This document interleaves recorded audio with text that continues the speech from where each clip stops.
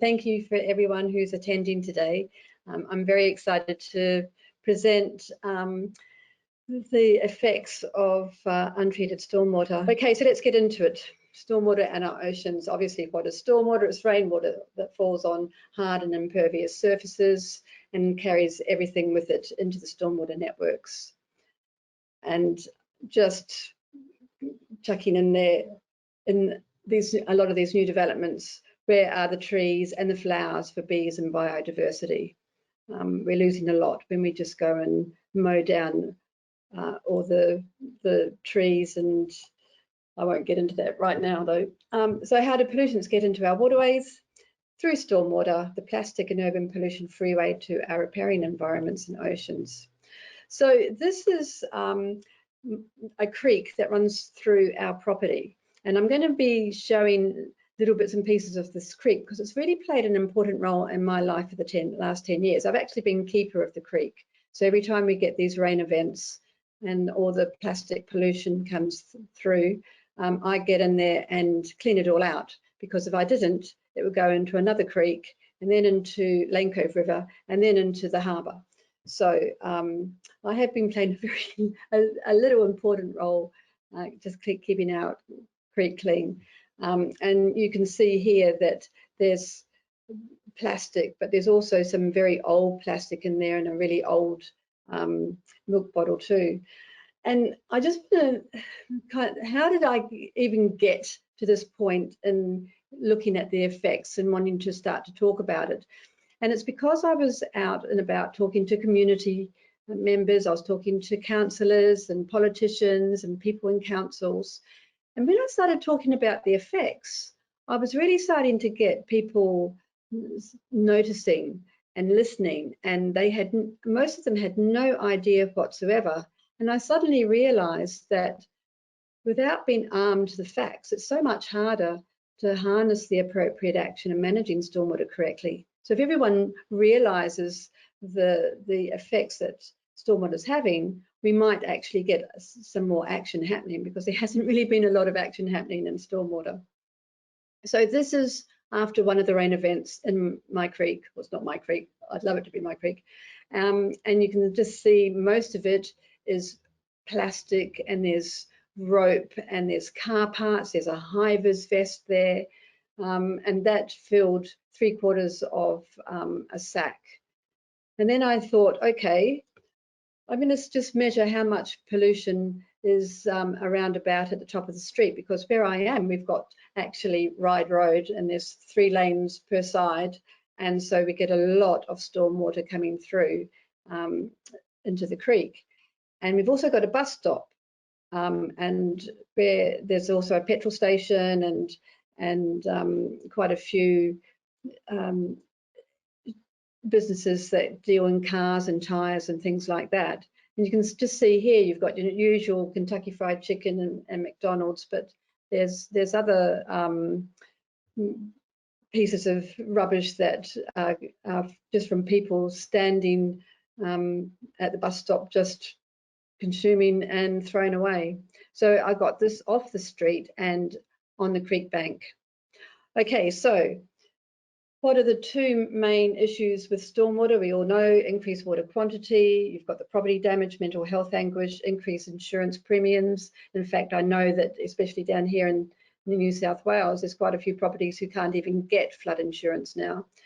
You've got the loss of valuable property, aesthetics, the dirty water, the rubbish and debris, the foul odour, the bacteria that's in there, erosion to creeks and properties, economic impacts to tourism, recreation and fisheries, and of course the tragic loss of livestock and humans. Now this is my creek again. This is only 35 metres from my house. Medium-sized one again.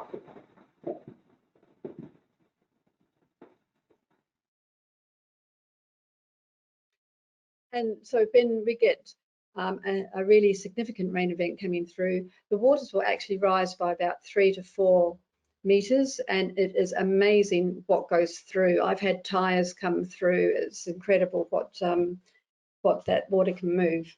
Okay, so the second area is decreased water quality. And so we all know that increased water quantity brings flooding, and I know that a lot of councils are now really focused on mitigating that flooding.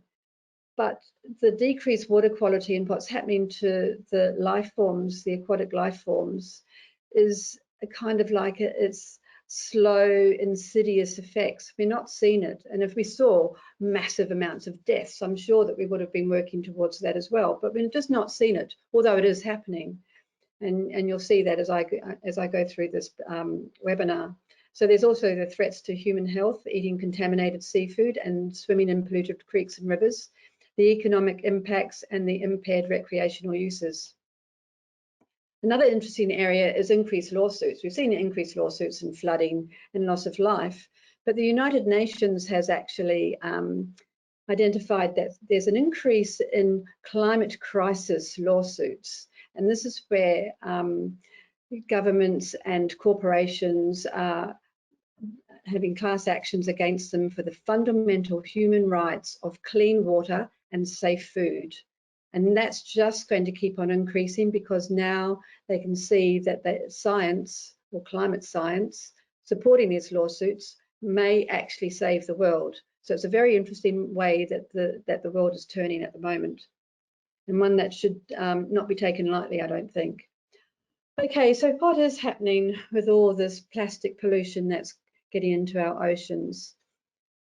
Nearly every piece of plastic that has been manufactured since the 1950s is in some form still on this planet, which is quite frightening because at one stage we all thought that it just kind of disintegrated and disappeared. This is a river in Bolivia in March this year.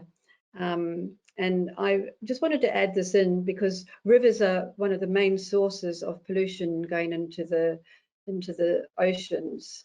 And if all this was caught, this would not be going into the ocean, but you can just see the amount of plastic bottles there are. And sadly, this is mainly from all the mining in Bolivia. Okay, so I'm going to spend a couple of minutes just talking about the oceans and how important they are and some of the pollution facts, and then we're going to get into microplastics. So 80% of plastic pollution comes from the land. Most of it is conveyed by stormwater, or we've also got the illegal dumping. The other 20% comes mainly from fishing boats, and you might have heard of ghost nets.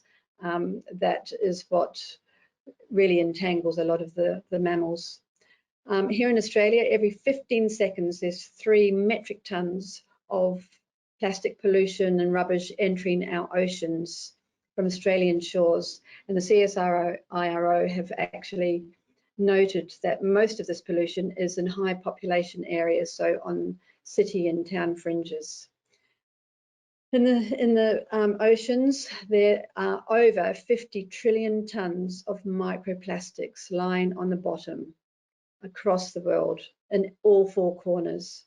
And when exposed to sunlight, plastic actually emits greenhouse gases, methane and ethylene. So imagine if I'll just go back to this area. You've got the sun beaming down. Imagine the greenhouse gases that's been emitted. Now, I neglected to say that this is the Great Pacific Garbage Patch. It's the size nearly of the whole of Queensland. It's one of 5 gyres, and the currents just bring all the plastic pollution, a lot of it, I wish it was all of it, but a lot of it into these gyres. Okay, sorry, I didn't. And there's annually 400 million tons of plastic manufactured across the globe. And by 2040, that's expected to increase to 800 million tons. And one of the sad things is a lot of the plastic we don't actually need. We just use it because it's there. Okay, our oceans are critical to not only human life, but to the planet's survival. You've got 50% of the world's oxygen coming from the ocean, 75% of all life forms live in the ocean. The ocean absorbs more than 50 times more carbon dioxide than the atmosphere. You've got a huge range of medicinal products coming from the oceans, and more than 70% of the planet is covered in water, and of this only 2.5% is fresh water, and of that 1.5% is caught up in the Arctic ice. Okay, microplastics. So as I was saying before, when the plastic is in sunshine, it starts breaking down, whether it's on land or on water. It starts breaking down into micro and nanoplastics. And these micro and nanoplastics, the smaller the piece of plastic is, the more toxic it is. So for example, this is a bread wrapper that I pulled out of our creek, and you can see that that's now breaking up into microplastics. What is a microplastic? It's somewhere between 5 millimeters and 1 micron, and a nanoplastic is less than 1 micron. And the sad thing is, most people now in the world are not 100% human, because we are ingesting so many microplastics. So for this bioaccumulation effect from a fish, you've got the plastic bottle in the water, it starts to break down, it breaks down into microplastics. The fish mistakes it for food, ingests it, then it's caught, ends up on our plate, and we're eating the microplastics and toxins that have leached into that fish. So that's that bioaccumulation effect on humans. It's even worse with shellfish. Science is now starting to really look at what microplastics are doing to humans and what's happening. So research is showing that we're ingesting 5 grams or a credit card of plastic, microplastics, a week. We know that most of those plastics go straight through our body, but some lodge in our organs and glands. So our brain, our heart, our lungs, our liver, our kidneys. There's also now discovering them in our blood. And unfortunately, they're now finding microplastics, it's quite frightening, in placenta and in the fetus, even before that beautiful baby is born. And recently they've found too many microplastics in baby's feces, and that's from a range of things: dummies, drinking out of plastic bottles, the plastic nappies themselves. Okay, so the main chemicals out of microplastics are endocrine disrupting chemicals. So they interfere with our endocrine system, which is a network of glands and organs that produce and store and secrete our hormones. And there's a whole range of issues now starting to manifest, including death from these chemicals. So what happens is they interfere with the reproductive system. So they mimic, they can produce less or more of the hormones, they can block hormones, and they're generational. So that means that maybe a grandfather was consuming a lot of microplastics unknowingly, passed it on to his son, who then kept on getting the toxic chemicals into his system, passed it on to their children, and it just keeps on going on and on until we are now seeing reduction in sperm quality and abnormalities in male sex organs, and it's harder for some couples to reproduce. And I was only talking to a member in my street, and I was telling her about this, and she said, "Oh my goodness, there's actually 3 couples at my work who are finding it hard to fall pregnant," and that is what is happening. And apparently it's going to be really specific to the Western world, just because of our lifestyle. We're so embraced with plastic. And there's research showing that by 2060, possibly, most Western couples will find it hard to fall pregnant and will need help. There's also cancers in the thyroid, breast and prostate, and they are proving to be in a lot of younger people. And I've got a person I know who's a nurse, and she actually reiterated, we are seeing so many young females, especially in their early 20s, coming in with breast cancer. We just hadn't seen that before. There's adrenal and thyroid issues. There's neurodevelopmental issues in children, such as ADHD, autism, and learning disabilities. And anyone who has got children and goes into the classroom and sees how many teacher aides are now in there with children, we can't just put our heads in the sand anymore, I don't think. There's a disruptive immune function. So the thymus actually produces the white blood cells, and so disrupted. So there's a lot of immune diseases starting to come on, as with excuse me, allergies especially. Sleeping difficulties. The pineal gland produces the melatonin. The melatonin kind of says it's nighttime now, go to sleep. A lot of people are having sleep disorders because that's been interrupted, affected. There's altered nervous system functions.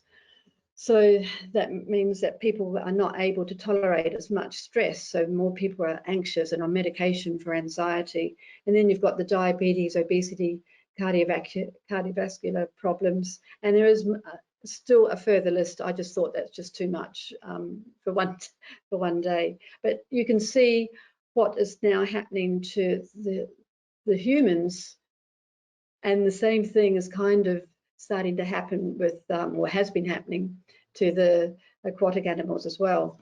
I just thought I'd put up the common EDCs, they're called, where they found in pesticides, children's products, industrial solvents, plastics and food storage materials, electronics and building materials, personal care products, medical tubing, sunscreen, antibacterial soaps, textiles, clothing, non-stick food wrappers, microwave popcorn bags, and so on. We just have to look at what we are using in our life to start reducing.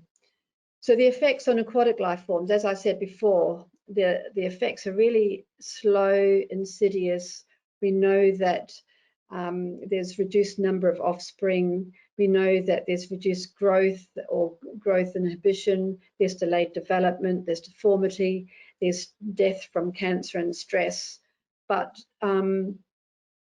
obviously, their makeup is different to us. So when they're not able to come and say, we're not feeling that well. And we're going to keep on seeing some of these aquatic life forms, and then suddenly they're going to be gone, and we're going to think, wow, we could have done something. Now, the evidence. I'm going to be actually doing 2 more webinars after this, one going far more into the in-depth of the presentation today on these chemicals and toxins that we're putting into the water, and also the fixes, the infrastructure that we can use. And then the other one is going to be more into the funding models for stormwater, so that we can actually fund stormwater maintenance and get more infrastructure happening.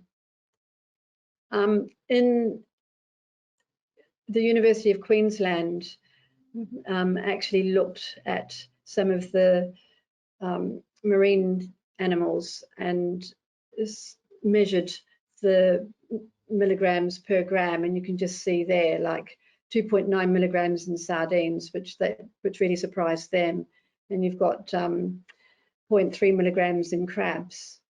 And a study in Belgium, sorry, I've lost the there, in mussels identified 300 plastic particles per 300 gram serving of mussels. Sadly, and I'll explain very soon, you'll understand why shellfish are starting to really suffer from microplastics. Okay, here we go. Contaminants conveyed by stormwater. What are the main pollutions? You've got plastic rubbish, tyre, rubber granules from artificial turf and playgrounds, the car emissions, the hydrocarbons, the heavy metals, the chemicals, the organic matter, and the sediment. Plastic pollution is really devastating all aquatic life. 100,000 aquatic mammals die each year, and over 1 million birds die, and we've got absolutely no idea on all other life forms. It's from ingestion and entanglement, but we're not actually hearing that it's from starvation. It's from intestinal rupture. So that's the sharp points from broken toothbrushes and single-use plastic. It's suffocation from having bags over their heads or bottle rings around their necks. It's bacterial infections such as that seal. I'm hoping he was saved, but that piece of rope probably came from stormwater, I'd say. And the bigger the seal grows, the tighter that rope's going to get until it starts splitting the skin, bacterial infection gets in, and then unfortunately you've got another death. Limb amputation, and the list goes on. Okay, so I'm going to spend a little bit of time on tyre pollution, because from so many people that I've spoken to, tyre pollution is brand new, and not many people really understand tyre pollution. It's extremely toxic. 90 to 95% of tyre ends up in stormwater. So the wheels of vehicles are made to degrade anywhere from 1 kilo to up to about 8 kilos. The heavier the vehicle, the more tyre comes off the tyre. And so when cars are on the road, you've also got all the other road runoff as well. These little cylindrical, here's a better picture, cylindrical sticky pieces of tyre just break off, and they're all micro plastics and a few nano. So what they lie on the road, you get a significant rain event and they're pushed into the stormwater. You've also got much smaller in the nanoplastics, and they're usually airborne. And so that's why there's between 5 to 10% of this road dust goes into the air, and they can actually travel up for about 200 kilometres. The consequences from these tyre wear is, because they're sticky, they also pick up all the other contaminants, all the heavy metals, the other chemicals around, bits of bitumen and the paint, and so they become even more polluted. And there was research in Denmark and Norway, and they realized that 50% of all their microplastics are actually tyre wear. I've got some figures here that in Europe, 1.3 million tonnes of tyre wear is generated per year. In the US, that's 1.8 million tonnes. And here in Australia, I've worked out that it's only about 28,000 tonnes, but that it's 28,000 tonnes that end up going straight into the water. Street sweepers can reduce this tyre wear. However, you've got to be careful about the technology, because sometimes they make it worse by actually sweeping all the dust up into the air and causing more airborne pollution. So tyre wear is actually denser than water. So I think this is why it's gone unnoticed for so long. So when you test the water channel, you're not really finding this tyre wear. And also the scary thing is, at the moment, there's no real research tools that can identify tyre wear. I know over in the UK, they're madly trying to get a research tool that now identifies tyre wear. And I'd say the same thing is happening in Scandinavia. So when this tyre wear reaches into the water, it falls to the bottom and is ingested by the organisms down there. And so what happens is they start ingesting this sticky microplastics, and they clog in their gut, and they slowly starve to death while being poisoned. And so there was research up at Griffith University which showed that the microplastics were ingested, and then the starvation started to make the organisms lethargic. They stopped breeding, and then they died. So you can see with so many microplastics getting into the aquatic waterways, and they're not really sure if they're really all in the oceans as well, because obviously the bigger the storm event, the further the microplastics are going to travel. But I think most of them are going to find in riparian, unless the stormwater goes straight into the ocean. There's also rubber granules from synthetic turf and children's playgrounds, which are just as bad. There's a lot of research now in Norway, and they have looked at the turf. So these rubber granules in the turf actually make the turf stand up. And obviously in a children's playground, it causes less injuries, but they are full of rubber tyres. And in Norway, research has shown that 65,000 tonnes of these rubber granules are taken home on players' clothes and shoe wear and washed, and all go straight out into the oceans. Now these are very small again, but it's quite frightening that 65,000 tonnes, that's 10,000 tyres, flush straight into the Norwegian Ocean or Arctic Ocean, and the damage is quite catastrophic. We also know that these, I think it's 4 microns and less, will actually be inhaled, and they will go and stick very deep into the lungs. And so there's a bit of research now starting to happen to look at that as well. Car emissions seem to also be kind of overlooked from roads in Australia and also in the UK. They've got hydrocarbons, heavy metals, metalloids, and the consequences is quite devastating, with the leaked automotive fluids and the petrol and the released heavy metals and metalloids really contaminating our waterways and resulting in poisoning aquatic life and humans. Some of them have the EDCs, but some of them are just nasty, especially copper. So I've got zinc, cadmium, copper and aluminium there as heavy metals, but there's quite a few others. There's nickel, lead, cobalt.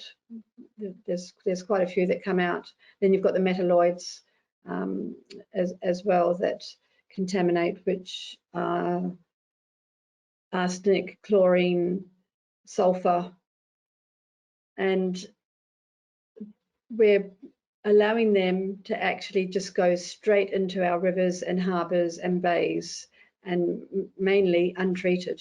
Now the hydrocarbons are carcinogenic, they're mutagenic, they're bioaccumulative, and also affecting reproductive failure to aquatic biota. So it really is quite frightening. I'm just going to kind of go off on a little tangent here, because it's got a lot to do with soils as well. So for those of you who aren't aware, our clothes release millions of microfibers when we wash them. And so there's a lot of research now showing that with, I think it's up to 700 million microfibers from each machine wash. That might be 700,000, I just can't remember. And these are washed straight into our wastewater. So they're approximating that there's over 100 million trillion fibers in the ocean, and they are more toxic than microplastics, and they are everywhere, especially up at the Arctic, because if you have a look on the northern hemisphere, is far more populated than the southern hemisphere, and it's really frightening to hear that you've got great initiatives. Recycled plastic is made into clothes. It's one of the worst things that could be happening, because all those synthetic microfibers are far worse than organic. So we're now finding microplastics in the soil, and this is usually from the wastewater with the sewage sludge, and you've got stormwater and wastewater in the same treatment, and so they're finding tyre in the sewage sludge as well, and they're saying that microplastics in the soil and riparian environments could be between 4 to 24 times worse than in the ocean. And they're now finding that we're getting microplastics actually in our vegetables and fruit, and apples for some reason seem to be quite full of microplastics. But the microplastics interfere with the soil content, and so you've got more deformity happening, smaller plants, smaller fruits. Okay, so chemicals. They come in the form of pesticides, fertilizers, household cleaners, bleach, paints, foams, car washing shampoo, wiper washing as well, and road salts in the snowy areas. So you've got poisoning as well. Lots of EDCs, they're all most of them are bioaccumulative, and some are generational as well. So just think of all these chemicals that are going untreated again into our rivers and bays and oceans and harbours. I'm going to go more into the chemicals in the next webinar. I just really wanted to talk a little bit more about tyre pollution. Okay, so we've also got organic matter with the manure, the pet droppings, the leaves, the grass clippings, and the consequences are quite dire when you've got the removal of oxygen, when you've got this algae dying, and they create these dead zones, and whatever aquatic animals are in there will obviously suffocate because there's little or no oxygen there. They also can poison fish, the algae, and they can clog in their gills and suffocate them that way as well, and also bioaccumulative. So when I talk about bioaccumulative, I'm talking about, for example, kelp, and a sea urchin eats kelp, and a sea otter eats a sea urchin, and then maybe a bigger animal eats the sea otter. So animal droppings can lead to high levels of bacteria as well, so endangering leisure waterways, and it's so important that we look after the phosphorus and nitrogens, don't let them get too high. So here's my creek again. The consequences of sediment are quite devastating, and this is sediment. It's from a building site that's about 500 metres away from me. It was illegally dumped on a Saturday morning. They obviously brought more water in because we hadn't had that much water in there. And you can see that it's very hard for the sun to get through. And as the sediment sinks to the bottom, it actually creates a kind of a carpet or a blanket and smothers the small insects and the fish eggs and also frog eggs if they're down there too. And they can carry toxins and poison aquatic life, also bioaccumulative. And they can also cause algae blooms as well. So it's so important that we look after the building sites especially. And the scary thing is, if we lose the primary producers in food chains, we could see a total collapse of ecosystems. So the primary producers are algae and kelp and bacteria and all those kind of organisms. So then you've got the primary consumers that come and eat them, and then up the food chain it goes. And if we lose these primary producers, what are the primary consumers going to eat? And what's the next level up going to eat if the primary consumers collapse as well?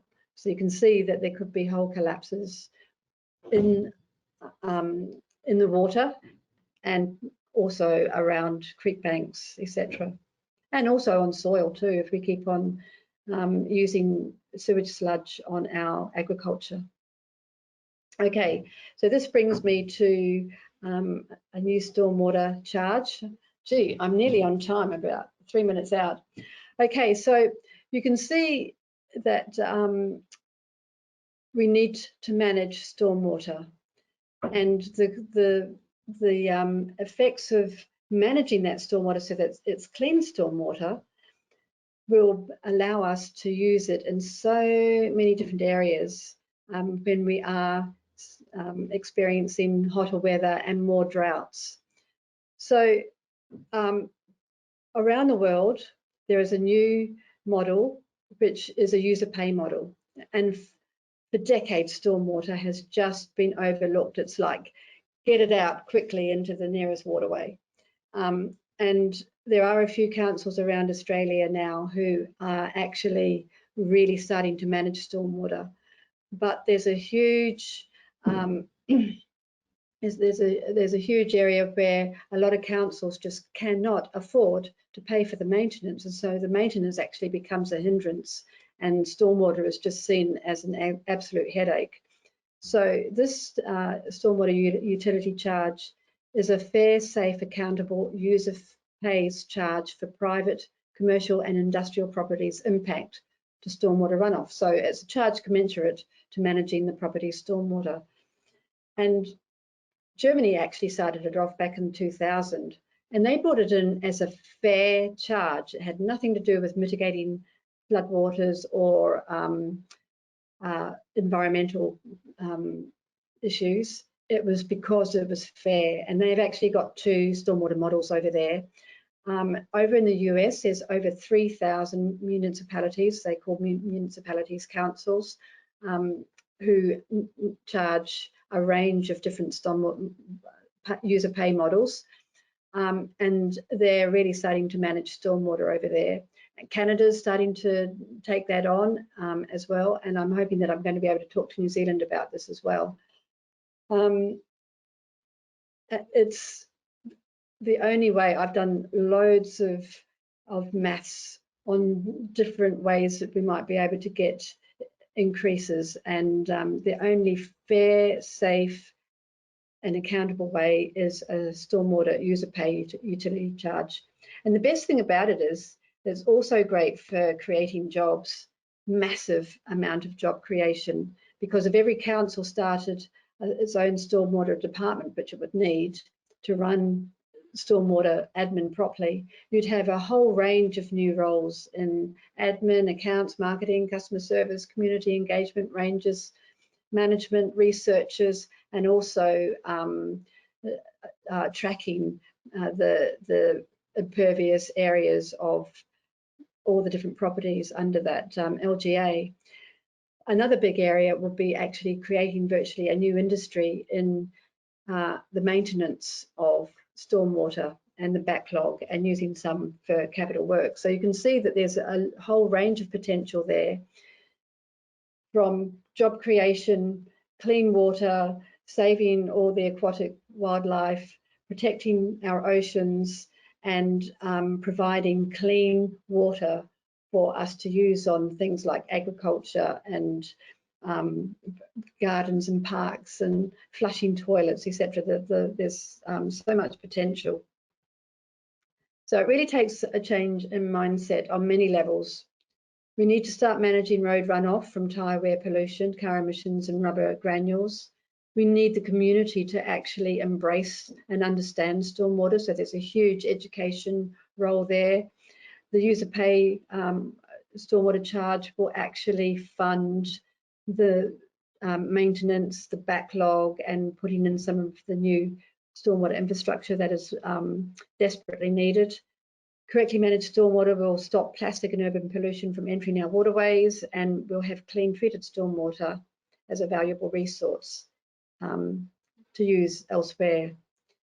And I'm going to kind of end this in this slide, and it's really a powerful slide, I feel. If our oceans die, we die. We must start to look at what we can do to stop that from happening.